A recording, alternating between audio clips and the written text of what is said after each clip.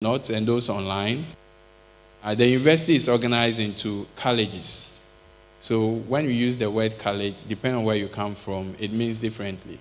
So if you're in the US, it means something different. UK means something different. But when we say a college in KNUST, we are looking at a kind of a semi-autonomous academic unit that consists of faculties and departments.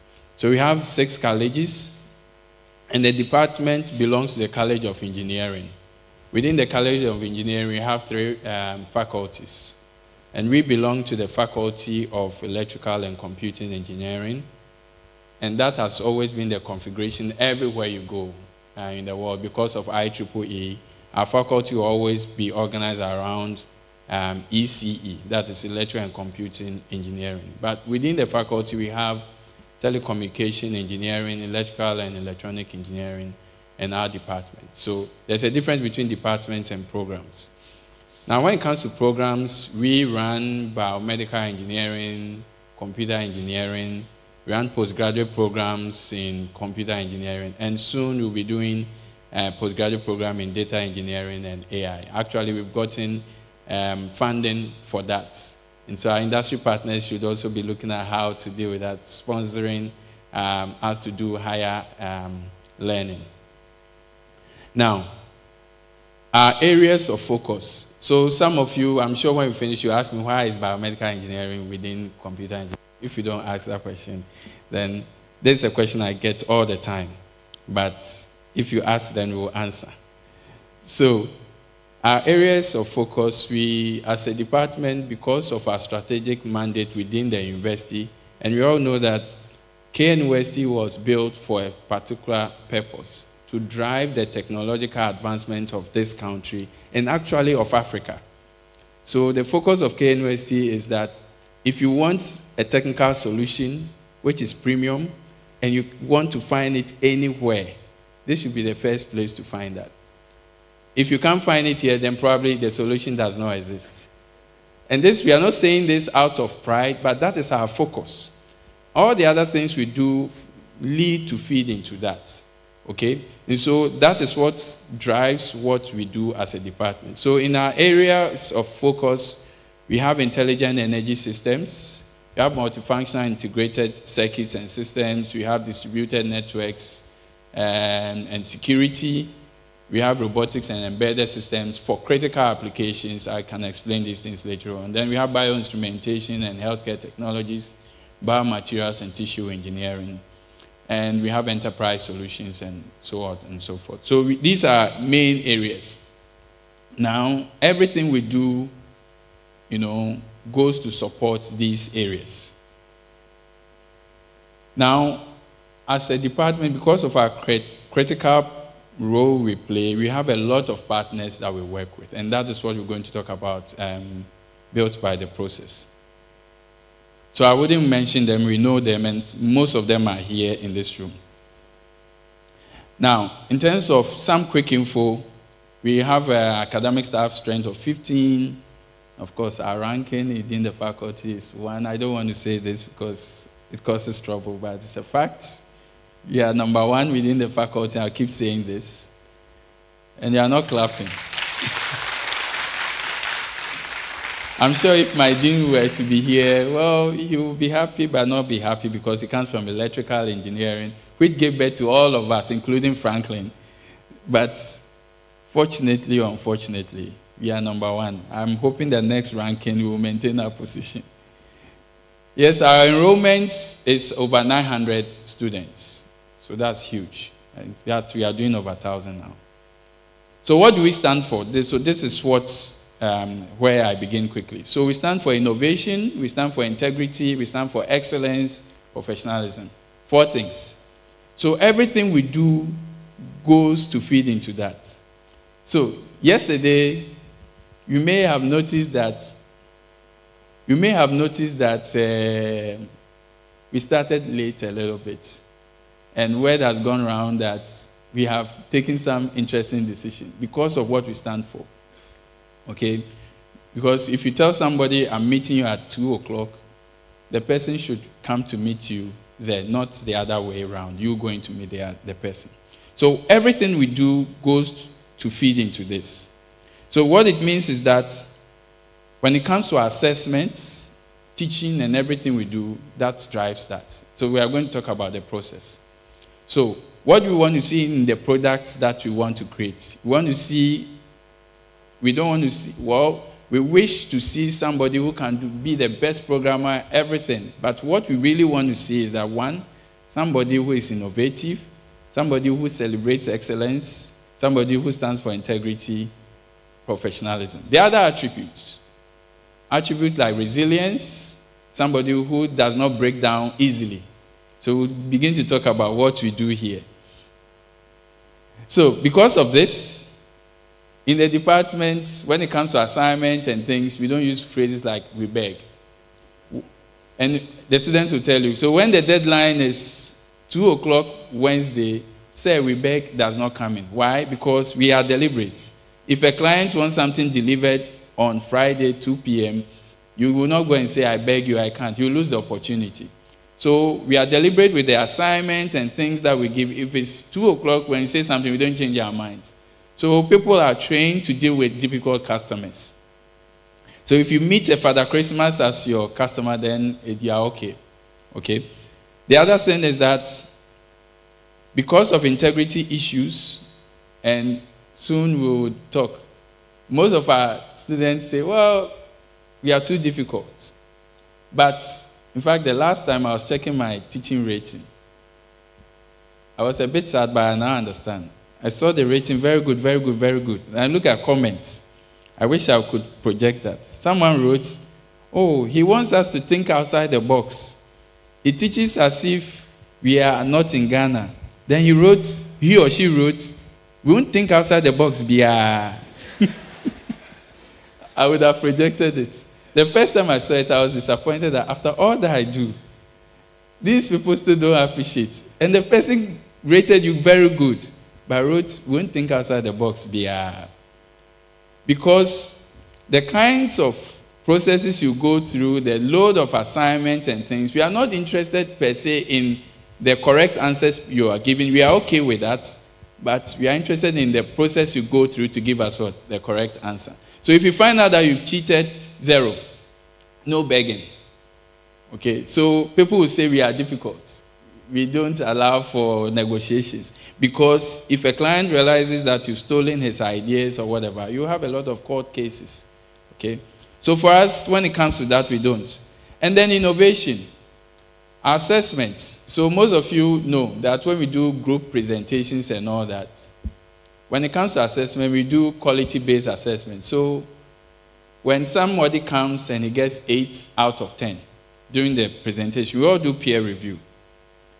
If somebody comes and does better or does not do better, all of you are pegged at that because that is the best product now.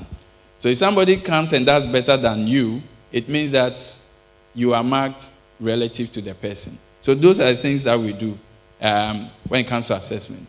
Excellence. So most of the time, the students know when we give an assignment, a group work. I said, okay, write a program that will do A, B, C, D. Then there will be people who will do just the A, B, C, D. I give that, okay, everybody will get 5 for this, 5 for that. You would find somebody who will do E, F, G, H. Those people who raise the bar. Now when that happens, we reward such people. So what it means is that even though I've asked you to do A, B, C, D, E, A, B, C, D, think about the possibility of adding what? E and the rest. Okay? So all these things go through the assessment criteria that we pass our students through. The last but not the least is the support systems that we now have. Because if you want to create all these things in students, what are the support systems? So realize one thing. When we talk to industry, say, oh, your people internships. We also notice that, and I'll be careful how I put this, most of our industries in Ghana are not compliant when it comes to this relationship. What am I saying? Most of the companies that we send our students to, when we do review, most of them don't even have onboarding strategies. So they come They'll be sent to go and buy brownie and catches. Then students are lying. Most of them. And then when it's getting close to the end, they'll write something for you, and then you come. So we realize that when students leave year 1, year 2, year 3, they go. Even our partners, not all of them do, but some of them do not have deliberate onboarding strategies to say that this student is at this level. What activities will I take him through to get these skills? Most of them use the students as free labor.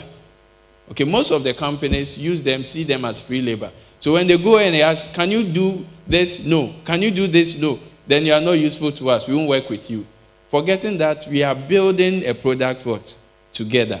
Okay? So because of that, the initiative we've taken is that we also have professional development support. And because of this, we have agreement with Cisco. So we have a Cisco Academy here.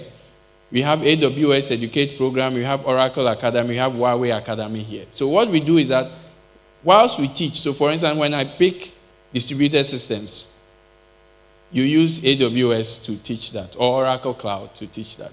So whilst people are going through the normal theory that they should know, they are forced to take courses on AWS with them in virtual environment. So now people know containerization, spinning instances, and all that, which ordinarily no curriculum teaches in universities. But then these are strategies that we use to bridge the gap to bridge the gap to such a stage where our industry partners will also begin to appreciate the onboarding mechanisms. Okay, so most students here go through these things.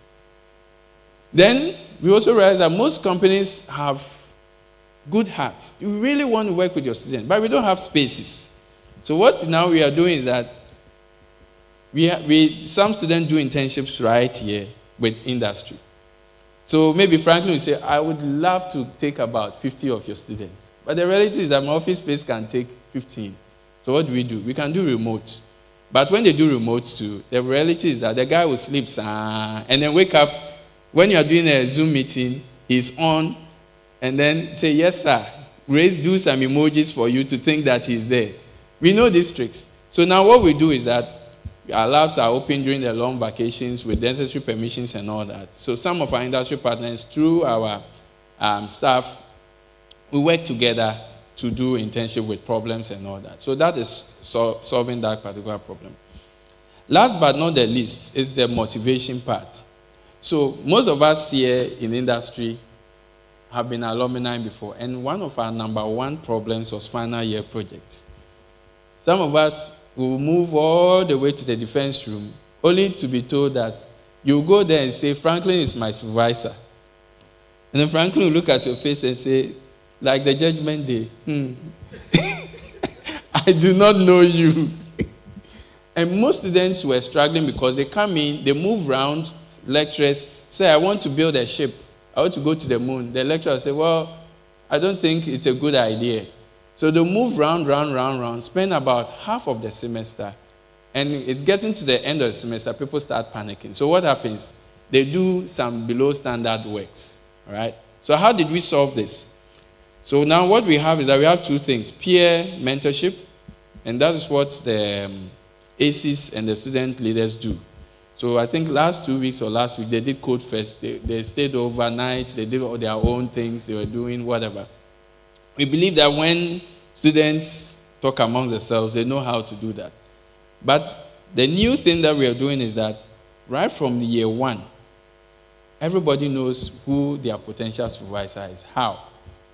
So students are given to staff as academic tutors.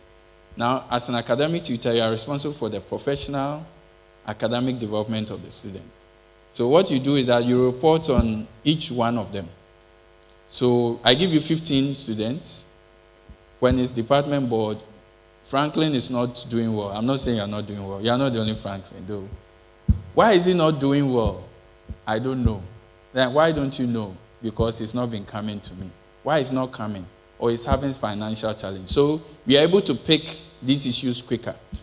Or I realize that Franklin is good, but I think he needs this professional development. So you would take care of these sheep that we've given to you as a shepherd. And these are the same people you will supervise in final year. So if you're an academic, what will you do in your interest? It will be in your interest to make sure they are good, right? Because naturally, everyone wants to work with good people because it's easier supervising them. In the past, we all scramble for the students. So if you're a lecturer and you don't teach year 1, year 2, year 3, and you're someone like me who only teaches final year, no one will know you. So you will not get any student to supervise because no one will know you. So what we do is that people go after the best ones. And then the middle and the low performing students, no one wants to work with them. But it's not their fault because people have not invested in them. Okay? But now we've changed the narrative. We group them. And you know, Franklin, during your time, you select your own what? Group members. We've stopped that. Because we realize that if you want to build students who are resilient, they have to learn to work with different people. So if Franklin employs you on your first day of work, you walk into the software engineering group and say, I don't like the nose of this guy. I think this guy doesn't like me. So I can't work here. If you do that, you can never work anywhere. So we group people and you have to learn to work with them. If you do that, then you survive anywhere. Because the reality is that in the workplace, the dynamics are just the same as you have here. You will have somebody who is lazy in your group, who doesn't do anything, but when your boss comes, he knows how to talk, right? And you have students like that. But you have to learn to work with all of that. And that is how come we achieve those attributes of resilience and how to work with difficult people. In ending, what we'll say is that there has always been the narrative that you can only succeed when you work with the best grade of students. And we'll soon be publishing a certain report that we have, a study we've done. Actually, it states that, it shows that those who come in with aggregate 6 to 8, I'm not going to spill the beans, but those who do very well here, the correlation to the entry grade is very light. It's not very close. What am I saying? I'm saying that those who do very well here does not necessarily mean that there's a linkage between the entry aggregate they came in. Why? It's because of the support systems that we've been given. So I can give you an example. Somebody came here with aggregate 12, but has a CW of 80-something. Okay? Because we believe that successful people and unsuccessful people do not vary greatly in their abilities, as John Maxwell said. They vary in their desires to reach their potential. So what we do is to continue to nurture the desire in them. That when you come here, regardless of what you come in here, we wipe the slate clean. And if you want to be great, the structures are there for you to become great. If you want to fail, it will be difficult for you to fail here. So actually, if you fail here, in the failure kingdom, they should celebrate you because what it means is that you've worked so hard to fail. As opposed to other places that is people celebrate that, yes, I am happy that a lot of people have failed my paper. No, here we don't do that. It's actually very difficult to fail here because the structures are so much built up that you have to work so hard to fail. That's a contradiction, isn't it? You have to work so hard to fail here. At this point, I'll end and call just a few of them, maybe to share some experiences. I don't know, maybe we might call random people.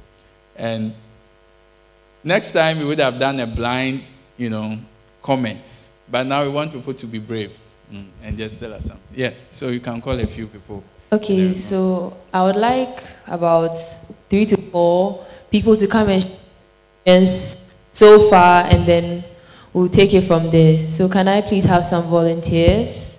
Somebody who has finished. Okay. As much as possible, lady representations. Yeah. Thank you very much. Kindly take a seat up here, y'all. Special guest. Let's clap for her.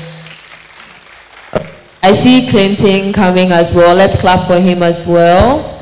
And okay, please let's keep clapping for them. Okay. Do you want me to leave the room so that anyway, if I even leave the room, I'll watch the stream. So let me just stay. Okay, thank you very much. So I'll be taking the student's point of view about our department as a whole. I hope you are ready. It's not any complex situation. Questions. Thank you very much. So, I remember during Prof's presentation, he spoke about support systems. So I'd like us to share with us all how you found the support systems. How has it been for you? Have they really been supportive? I think that's a question we would want the students' perspective as well. Hi. So yeah, I would really say that the support systems really helped me a lot. I'm someone that likes to overthink a lot about my work and my project and all of those things. So I tend to see lecturers outside of that and would ask them questions on what to do and all those things. Even though they will talk about that in lectures, they also have that extra time for you to make sure you know what you are doing. And there's also been times it got to a point I was insecure because I was having challenges. And you'd be surprised that they would, even along their busy schedule, they would have time for you to support you throughout that journey. So they would even talk to you about their personal experiences, about them also having challenges as well during their undergrad studies. So when they would tell you their personal experiences about that, it will give you some form of confidence that it's perfectly normal to go through challenges and you're going to solve it along the way. So for me, it really helps with the support system. Okay, so for me, I think the support systems on campus really did help me get to where I am today. Primarily because when I came to campus back in 2018, I had challenges with integrating into the academic curriculum, but there was a mentorship program where you could talk with senior course mates and get their perspective on how to kind of navigate the academic landscape on campus. And so I was able to talk with a senior course mate who kind of provided perspective on how to deal with theory-based stuff and practical stuff. Because I'm someone who likes to visualize stuff before even understanding how it works. And so being able to understand that through the perspective of the senior course mate was very helpful.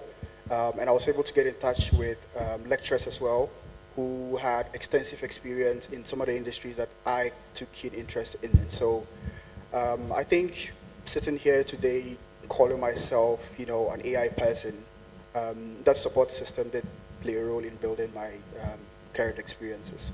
Yeah. Okay, as someone who had little interest in engineering, I came to biomed because I would say medicine failed me.